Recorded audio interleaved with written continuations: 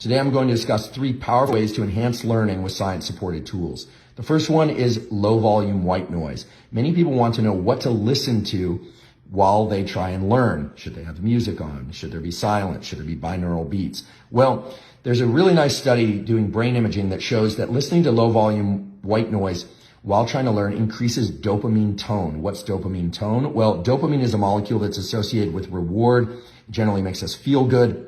It promotes motivation for whatever activity promoted the dopamine release. But dopamine tone is sort of the background level of dopamine that increases our level of focus and alertness. Listening to low volume white noise has been shown through brain imaging studies to improve dopamine tone and thereby to increase learning. The other one is 10-second pause insertions. What are 10-second pause insertions? Well, during bouts of focused learning effort, if one inserts these little pauses of 10 seconds where you just sit completely still or stand completely still, eyes open or eyes closed, doesn't matter, and then go back into focused effort, maybe another pause, back into focused effort and another pause. It was shown by Cohen and colleagues just this year in Cell Reports, excellent journal, Cell Press Journal, that during these pauses, there's a 20x speed replay of the information that one is trying to learn. So during these pauses, you're getting 20 times the repetitions of effort by doing nothing. However, you of course have to engage in focused effort. You can't just do nothing. How many of these pauses to insert? Well, that's going to depend on what it is that you're trying to learn. But I will mention that these 10-second pause insertions have been shown to enhance learning of motor skills, language, mathematics, and all sorts of other information, including music. So very interesting data, and now we understand the underlying neurobiological effect. I should mention that the 20x replay of the learned sequence, or the sequence that one is trying to learn, occurred in brain areas called the hippocampus and the neocortex, both associated with learning and memory.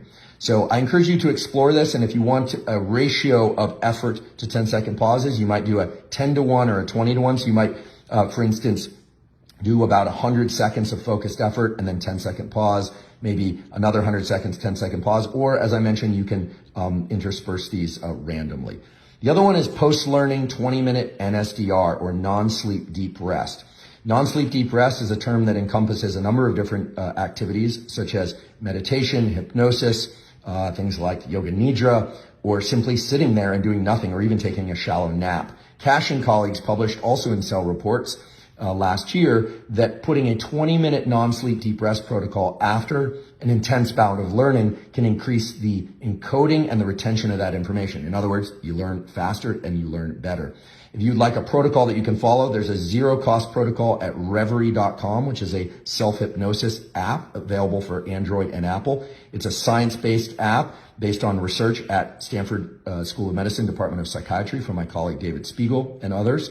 And one of those 20-minute NSDRs, whether or not it's the one for sleep or for anxiety or any of those, fits the bill for what constitutes NSDR and can enhance learning. So we've got low volume white noise, 10-second pause insertions, and 20-minute NSDR post-learning. As always, please put your questions in the comment section below this post, and thank you for your interest in science.